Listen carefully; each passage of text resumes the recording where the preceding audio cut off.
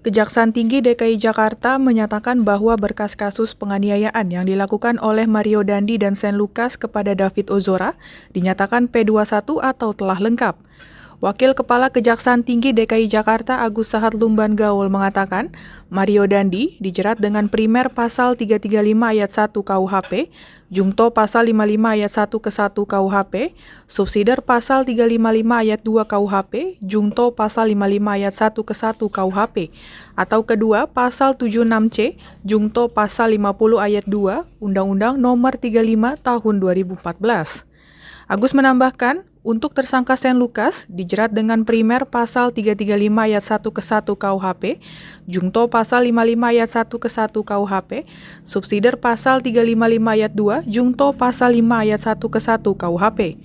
Lebih lanjut, Agus mengatakan pihaknya akan berkoordinasi dengan Polda Metro Jaya untuk melaksanakan pelimpahan tahap 2, yakni penyerahan tersangka dan juga barang bukti. Pada hari ini, Rabu, tanggal 24 Mei 2023, Kejaksaan Tinggi DKI telah menerbitkan P21 untuk perkara atas nama Mario Dandi Satrio alias Dandi dan Shane Lucas Rotua pengunduran Lumban Toruan.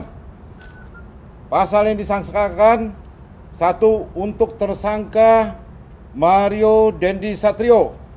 Ke-1, primer pasal 355 ayat 1 KUHP, junto pasal 55 ayat 1 ke 1 KUHP. Subsidiar pasal 353 ayat 2 KUHP, junto pasal 55 ayat 1 ke 1 KUHP.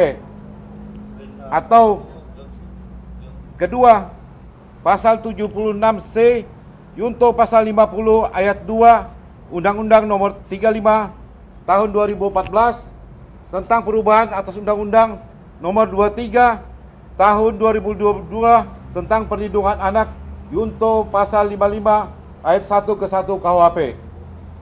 Untuk tersangka Shane Lucas Rotua pengunduran Lumban Toruan. Ke-1, primer pasal 355 ayat 1 KUHP, junto pasal 55 ayat 1 ke 1 KUHP. Subsidiar pasal 355 ayat 2 KUHP, junto pasal 55 ayat 1 ke 1 KUHP. Atau kedua, primer pasal 355 ayat 1 KUHP, junto pasal 56 kedua KUHP. Subsidiar pasal 353 ayat 2 KUHP, junto pasal 56 ayat kedua KUHP. Atau ketiga, pasal 76C, junto pasal 50 ayat 2 Undang-Undang Nomor 35 Tahun 2014 tentang perubahan atas Undang-Undang Nomor 23 Tahun 2002 tentang perlindungan anak, junto pasal 56 ke 2 KUHP.